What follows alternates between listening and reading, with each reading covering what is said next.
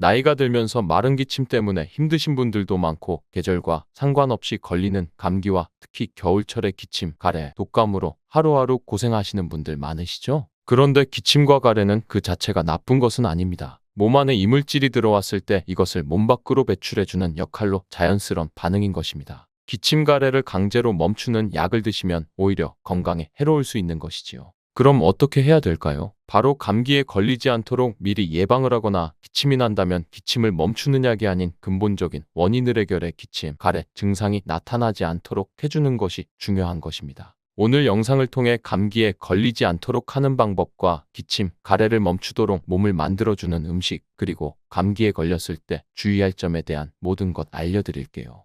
건강한 삶을 위한 건강한 정보를 전해드리는 건강선생 구독, 좋아요 꼭 해주세요. 이물질을 밖으로 배출시키려는 면역 반응으로 나타나는 것입니다. 기침을 할 때 이물질뿐만 아니라 감기 원인균도 몸 밖으로 많이 배출하게 됩니다. 기침을 약으로 억누르게 되면 몸이 회복되는데 오히려 오래 걸릴 수도 있고 약의 부작용으로 호흡기가 더욱 건조한 상태가 되기도 합니다. 이렇게 되면 기침이 더욱 심해질 수 있고 기관지의 상태도 더욱 악화될 수 있습니다. 무턱대고 기침을 멈추는 약을 먹는 것이 좋은 것은 아니라는 말이지요. 가장 좋은 것은 감기에 걸리지 않도록 하는 것인데요. 감기를 예방할 수 있는 방법을 알려드리겠습니다. 감기를 예방하기 위해서는 감기의 원인을 먼저 알아야 되겠지요. 감기의 원인은 물론 감기 바이러스입니다. 그런데 감기 바이러스에 노출이 되었다고 해도 모두가 감기에 걸리는 것은 아니죠. 어떤 분은 환절기마다 감기에 걸려 고생하기도 하고 또 어떤 분은 평생 감기 한 번 안 걸리고 살아가기도 합니다. 면역력이 약한 사람은 쉽게 감기에 걸리고 면역력이 강한 사람은 잘 걸리지 않는다는 것은 이미 알고 계실 거예요.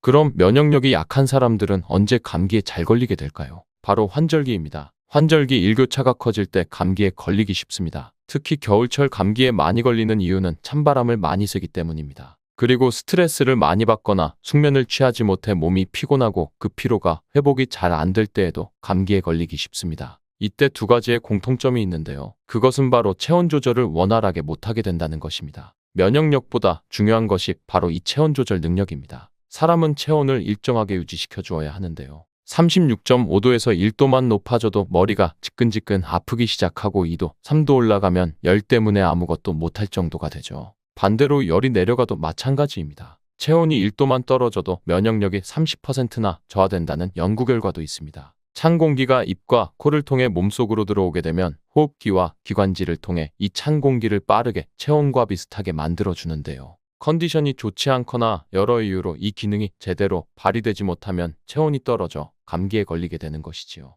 따라서 감기에 걸리지 않기 위해서는 체온을 유지할 수 있도록 해주는 것이 중요한데요. 첫 번째로 찬물을 계속 마시면 안 됩니다. 찬 음식을 먹거나 찬물을 마시게 되면 콧 속의 혈관들이 수축을 하게 됩니다. 평소대로 혈관이 수축되지 않은 상태라면 콧 속으로 들어오는 찬 공기가 혈액순환이 원활히 되고 있는 콧 속 혈관을 통해 데워지는 과정을 거쳐 몸 속으로 들어오게 되는데요. 찬물을 계속 마시게 되면 이 콧 속 혈관들이 수축되어 혈액순환이 원활하게 되지 않아 찬 공기가 들어와도 체온과 비슷하게 데워주는 역할을 제대로 하지 못하게 됩니다. 그렇게 되면 찬 공기가 그대로 몸속으로 들어와 체온이 떨어지게 되고 감기에 걸릴 수 있는 것이지요. 따뜻한 음식을 먹고 따뜻한 물을 마시면 콧 속의 혈관까지 혈액순환이 원활하게 되어 체온을 유지하는 데 도움을 주는 것입니다. 두 번째로는 입으로 숨을 쉬면 안 됩니다. 코로 숨을 쉴 때에는 콧 속 점막에서 분비되는 점액질과 섬모들이 공기 중에 이물질과 바이러스 세균들을 한번 걸러주는 역할을 해줍니다. 입으로 숨을 쉬게 되면 콧 속에서처럼 걸러주는 기능이 없기 때문에 감기에 걸리기 쉬워지고 입과 목이 건조해져 기침이 심해질 수도 있습니다. 세 번째로는 몸을 피곤하게 하면 안 됩니다. 무리해서 일을 한다거나 밤늦게까지 스마트폰을 보는 시간이 길어져 숙면을 방해한다거나 하면 몸의 컨디션이 급격히 떨어질 수 있습니다.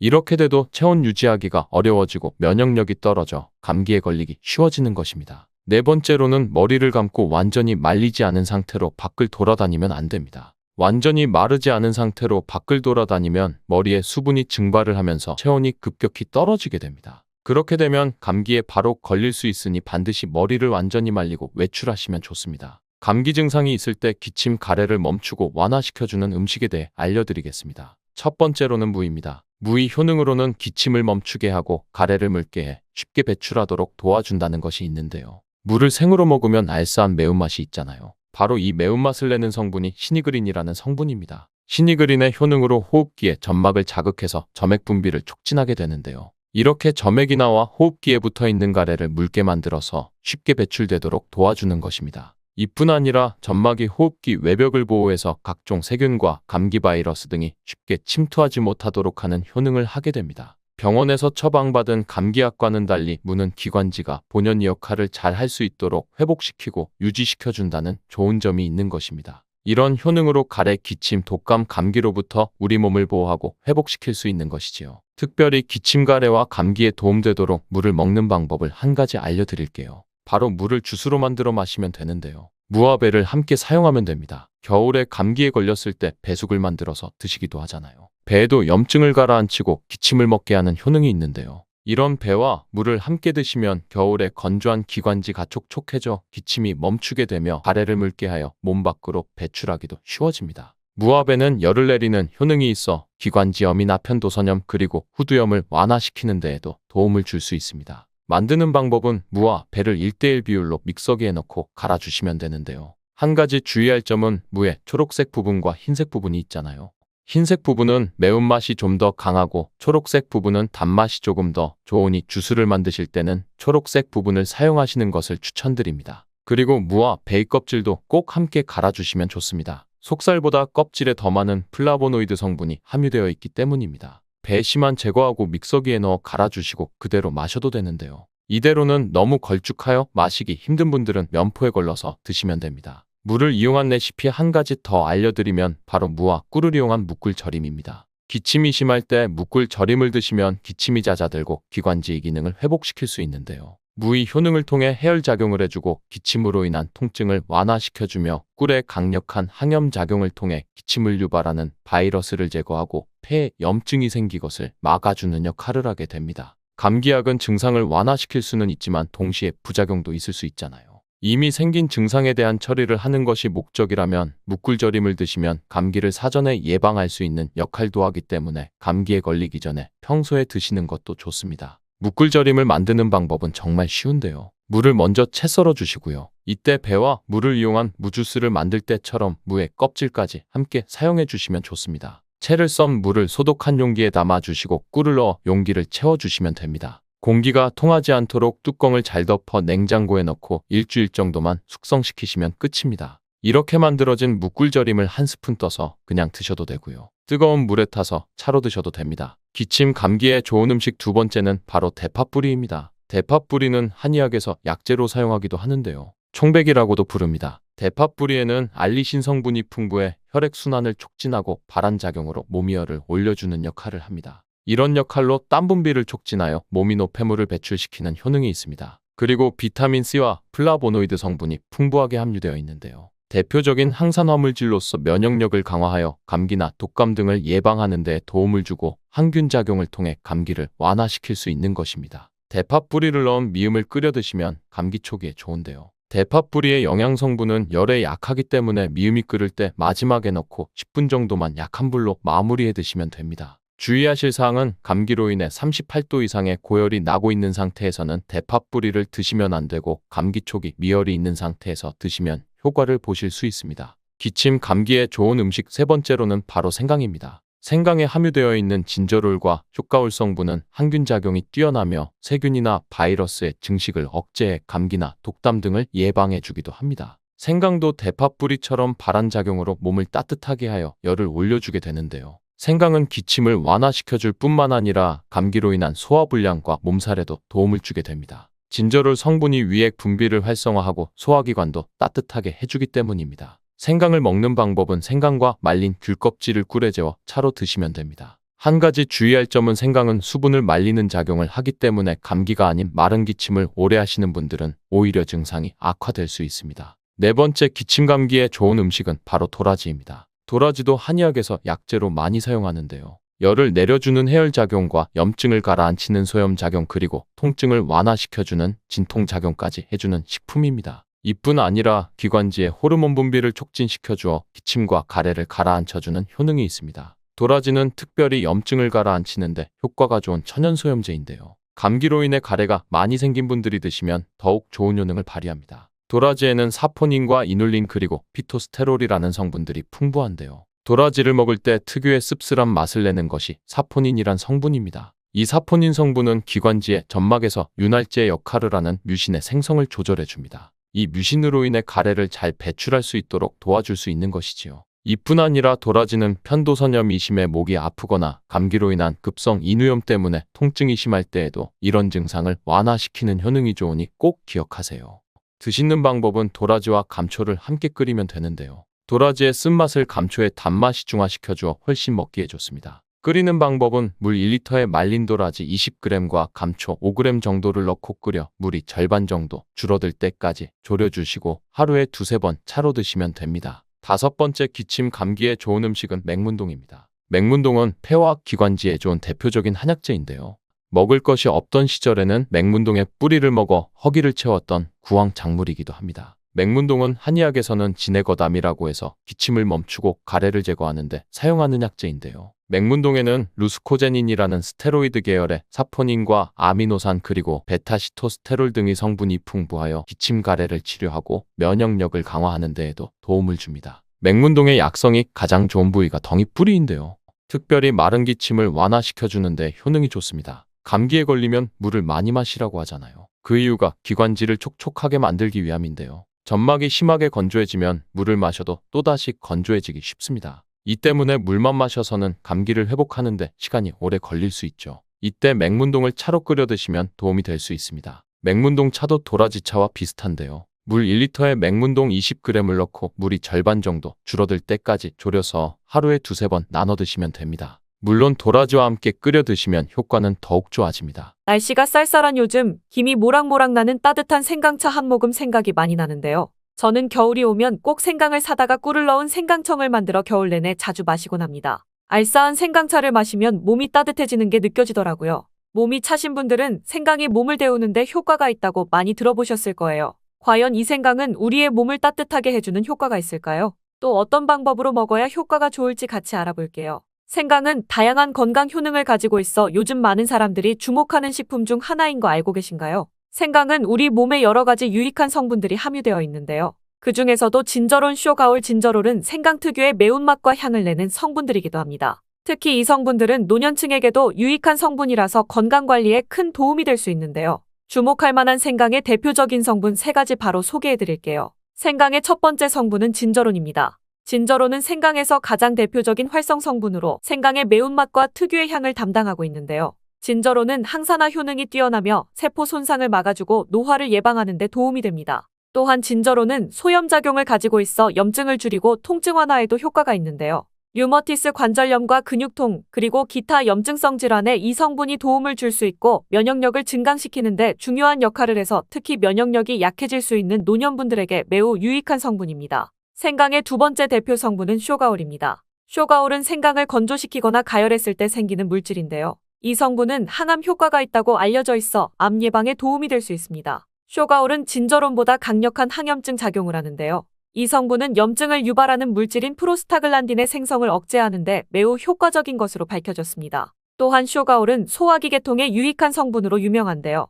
위의 점막을 보호하고 위염을 예방하며 소화불량을 개선하는 데 도움이 되고 위장을 자극하여 소화를 도우며 변비를 완화하는 데 중요한 역할을 합니다. 소화 기능이 떨어지기 쉬운 노년층에게 특히 유용한 성분이랍니다. 생강의 세 번째 대표 성분은 진저롤입니다. 진저롤은 생강을 신선한 상태에서 섭취할 때 함유되어 있는 성분인데요. 이 진저롤은 진통 효과가 뛰어나고 항염증 작용을 통해 몸의 염증을 줄이는 데 도움을 줍니다. 이 성분은 혈액순환을 촉진하고 체온을 올려주는 효과가 있어 특히 수족냉증에 효과적입니다. 어르신분들 중 혹시 겨울만 되면 손과 발이 차신 분들 있으신가요? 생강의 이 성분은 노년층에서 자주 겪는 손발 차가운 문제를 해결하는 데 큰 도움이 될 수 있습니다. 또한 향균과 항바이러스 성질을 가지고 있어 감염 예방이 도움을 받을 수 있으므로 호흡기 질환을 예방하고 증상을 완화하는 데 효과적인 성분입니다. 혹시 중국의 성인 공자를 아시나요? 누구든지 한 번쯤은 들어보셨을 텐데요.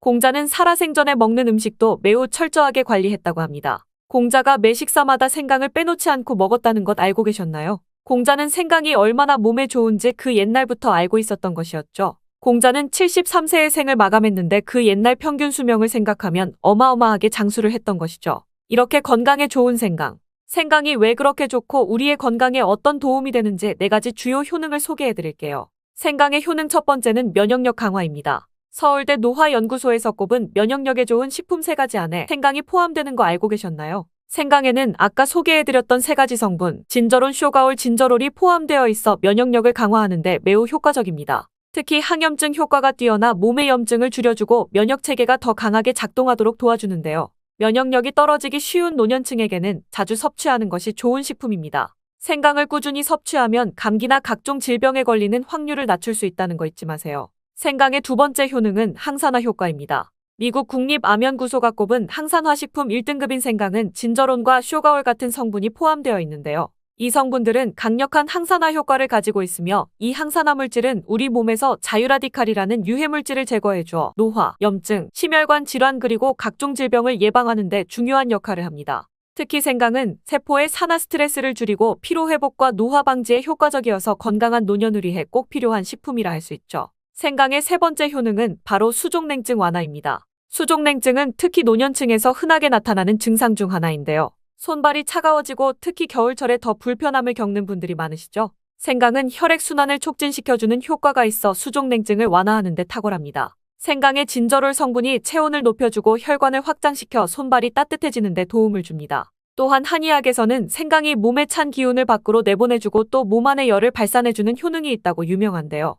옛 조상부터 이 생강이 몸을 따뜻하게 해주는 효과가 있다는 것을 알고 있던 것이죠. 생강의 네 번째 효능은 소화불량 개선입니다. 예전처럼 많이 먹지도 않았는데 속이 더부룩하신 분들 많이 계시죠? 소화불량은 나이가 들면서 자주 겪게 되는 문제인데요. 생강은 소화불량을 개선하는 데 매우 효과적입니다. 생강에 포함된 쇼가올 성분은 위장의 운동을 촉진시키고 위염을 예방하는 데 도움이 되는데요. 또한 메스꺼움이나 구토 증상을 완화시켜주기 때문에 특히 소화기 계통에 문제가 있는 분들에게 좋습니다. 그런데 이렇게 좋은 생강, 그냥 차로만 드시고 계신 분 많으시죠? 방법에 따라 그에 맞는 효능을 잘 발휘할 수 있기 때문에 여러 방법으로 생강을 활용하는 것이 좋습니다. 차로 드시는 것 말고도 여러 가지 섭취하는 방법 자세히 알려드릴게요. 첫 번째 방법은 가장 간단한 방법으로 생으로 먹는 것입니다. 생강을 얇게 썰어서 샐러드나 요리에 넣어 먹을 수 있는데요. 생으로 먹을 경우 생강의 모든 효능을 그대로 섭취할 수 있으며 항산화와 항염 효과를 가장 잘 느낄 수 있습니다. 물론 그 특유의 매운맛이 강하기 때문에 매운맛을 좋아하지 않는 분들은 식초에 절여 드신다거나 물에 담궈서 매운기를 빼고 드시거나 아니면 생으로 조금만 드시는 것이 좋습니다. 두 번째 방법은 생강을 말려서 먹는 방법입니다. 생강을 건조시켜서 차나 국물에 넣어 먹을 수 있는데요. 볕이 잘 들고 통풍이 잘 되는 곳에 말리셔도 되고 아니면 음식 건조기에 넣고 말리셔도 됩니다. 말린 생강은 소화 기능을 더욱 돕고 소염작용을 강화하는 데 효과적입니다. 또한 말린 생강은 장시간 보관이 가능하고 생강의 매운맛이 부드럽게 중화되어 편하게 섭취 가능한데요. 체온을 높여주는 효과가 있어 겨울철에 특히 유용합니다. 차로 끓여서 마시면 몸을 따뜻하게 해주고 피로 회복에도 도움이 됩니다. 세 번째 방법은 생강을 가루로 내서 먹는 방법입니다. 생강가루는 다양한 요리에 활용할 수 있고 특히 음료나 디저트에 넣어 먹기에 좋은데요. 혹시 진저맨 쿠키라고 들어보셨나요? 크리스마스에 자주 보이는 쿠키인데요. 외국에서는 진저맨 쿠키라고 쿠키 반죽에 생강가루를 넣어 겨울철 생강을 먹기 싫어하는 아이들에게 주는데요. 이렇게 가루 형태로 만들게 되면 생강의 매운맛을 부드럽게 즐길 수 있고 물에 타서 마시거나 다양한 요리에 넣어 드실 수 있습니다. 여기에 소화 기능을 도와 약간의 진통 효과까지 누릴 수 있죠. 그냥 생강만 드시게 되면 너무 맵다고 하시는 분들 있으신가요? 혹은 생강의 향이 너무 강해서 조금 옅게 드시고 싶으신 분도 있을 텐데요. 그런 분들은 주목해주세요. 생강과 잘 어울리는 식품 몇 가지 소개해 드릴게요. 생강과 잘 어울리는 식품 첫 번째는 레몬입니다. 레몬과 생강은 궁합이 아주 좋은데요. 레몬은 비타민C가 풍부해서 면역력 강화에 도움을 주고 생강은 항산화 작용을 합니다. 두 가지를 함께 섭취하면 서로의 효과가 극대화되며 특히 감기 예방에 탁월하죠. 또한 레몬은 소화 촉진에 도움을 주며 생강도 소화불량 개선에 뛰어난 효능이 있습니다. 이 둘을 함께 드시면 소화 기능이 개선되고 면역력 강화와 항산화 효과까지 배가 된다는 것 잊지 마세요. 생강과 레몬은 레몬 생강차나 레몬과 생강을 함께 넣은 샐러드로 드시는 것을 추천드립니다. 생강과 궁합이 좋은 식품 두 번째는 강황입니다. 강황은 생강과 함께 먹으면 항염증, 항암, 면역력 증진 효과가 매우 강력해지는데요. 강황의 주성분인 커큐민은 항염증과 항산화 작용이 뛰어나 생강의 진저론, 쇼가올, 진저롤과 함께 염증을 줄이고 세포 보호 효과를 극대화할 수 있습니다. 또한 강황은 면역력을 강화하는 데에도 중요한 역할을 하는데요. 생강과 강황은 두 가지 모두 소염작용이 뛰어나기 때문에 관절염이나 염증성 질환을 앓고 있는 사람들에게 매우 유용합니다.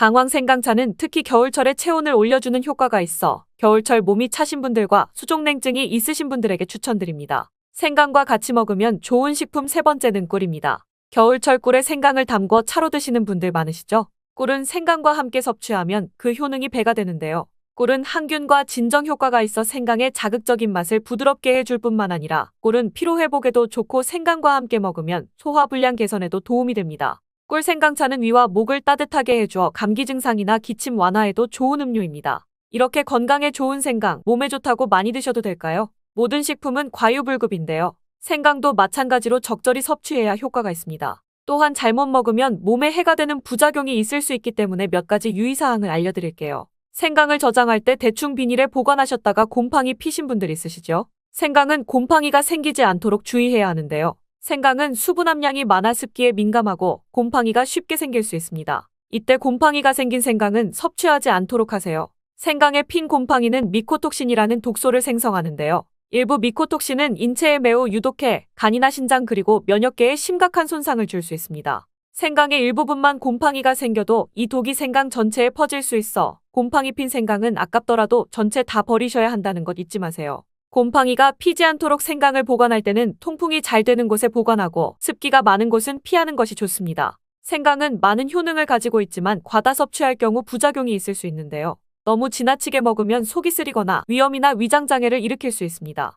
하루에 2에서 3g 정도를 섭취하는 것이 적당하며 위장에 민감한 분들은 조금 더 적은 양을 섭취하는 것이 좋다는 것 기억하세요. 새콤달콤한 포도가 요즘엔 종류도 참 많고 사계절 내내 먹을 수도 있는 과일이 되었는데요. 포도를 어떻게 무엇과 함께 먹느냐에 따라 우리 몸에 독이 될 수도 있고 보약이 될 수도 있습니다. 무심코 함께 먹은 이것들 때문에 암과 치매에 걸릴 수 있는데요. 영상을 통해 포도와 함께 먹으면 보약이 되는 음식 모두 알려드릴게요. 포도를 다 따먹고 남은 포도송이 가지를 어떻게 하시나요? 많은 분들이 생각도 안 하고 버릴 거예요. 그런데 이 포도송이 가지에 엄청난 영양 성분이 있다는 사실 모르셨죠? 포도에 함유된 영양 성분 중 가장 중요한 것 하나가 레스베라트롤입니다. 포도송이 100g 기준 레스베라트롤 함량을 분석하니 과육에는 1mg 정도, 껍질에는 2.9mg, 포도씨에는 3.9mg이 함유되어 있었고 포도송이 가지에는 무려 52mg이나 함유되어 있었습니다. 몸에 좋은 영향을 주는 성분인 레스베라트롤이 과육보다 포도송이 가지에 무려 50배나 더 많이 함유되어 있는 거예요. 포도씨와 껍질은 그렇다 쳐도 포도송이 가지에 이렇게나 많이 있다니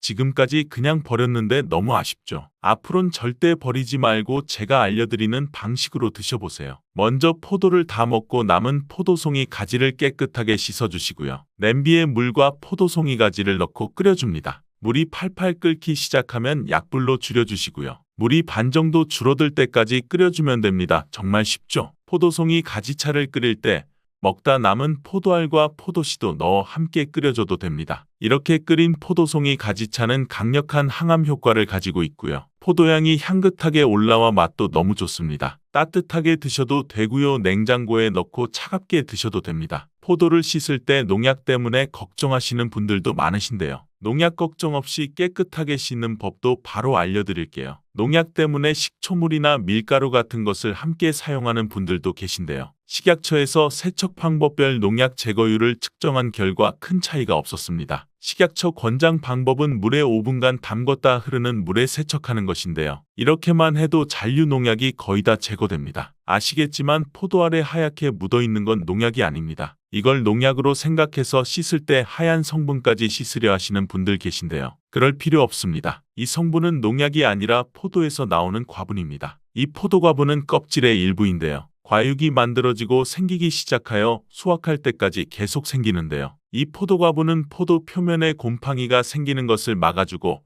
먼지나 이물질이 붙는 것도 막아주는 역할을 합니다. 이런 정화 기능을 갖고 있기 때문에 과분이 발달한 포도에는 이물질, 병원균 등이 없는 것이지요. 앞으로 포도 구매하실 때 포도과분이 많은 포도를 선택하셔야겠지요. 과분이 없는 깨끗해 보이는 포도가 오히려 안 좋을 가능성이 높은 것이죠. 그리고 포도송이가 빽빽하게 붙어 있기 때문에 씻을 때 포도송이를 하나씩 떼어내어 씻는 분들이 계신데요. 그렇게 하면 오히려 과육이 노출되어 세척 시에 영양분이 손실될 수도 있고 이물질에 오염될 수도 있습니다. 그렇게 하지 마시고요. 통째로 물에 담가 씻으시거나 포도송이 가지 중간중간 잘라서 씻으면 됩니다. 포도와 함께 먹으면 절대 안 되는 것들이 있는데 알고 계셨나요? 바로 해산물은 절대 함께 먹으면 안 됩니다. 포도에는 탄닌이란 성분이 들어 있습니다. 탄닌은 강력한 항산화 작용을 하는 장점이 있지만 떫은 맛을 내는 단점도 있죠. 탄닌은 혈관 건강에 도움을 주기로 유명한데 그 이유는 혈관의 최악인 중성지방을 분해해 주기 때문입니다. 이뿐 아니라 강력한 항산화 작용은 혈관 내의 활성산소를 제거해줘 혈관 세포의 노화를 막아주고